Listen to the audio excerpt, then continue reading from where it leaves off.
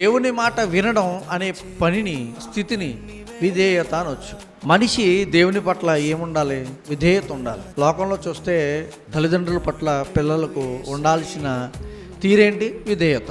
అంటే విధేయత చూపని పిల్లలను తల్లిదండ్రులే ఇష్టపడలే. విధేయత అనేది ప్రాముఖ్యమైనది. అది లోకంలోనూ అవసరమే, దేవుని యందు కూడా అవసరమే. లేకపోతే దేవునికి విరోధంగా బ్రతుకుతున్నాము అని అనుకోవాలంటే మనం దేని ప్రకారంగా బ్రతుకుతున్నట్టు? ఏ మనసు మనలో ఉంది? శరీరానుసారమైన మనస్సు. అందుకే శరీరానుసారమైన మనస్సు మనకి మరణాన్ని ఇచ్చేది. శరీరానుసారమైన మనస్సు మనల్ని పాడు చేయడానికి ఉంది. ఏ మనస్సును అంగీకరించి ఏ మనస్సు ప్రకారం మన ఆత్మీయ జీవితాన్ని బలపరుచుకుంటున్నామో జ్ఞాపకం చేసుకోవాలి. నువ్వు శరీరానుసారమైన మనస్సులు కలిగి ఉన్నావా?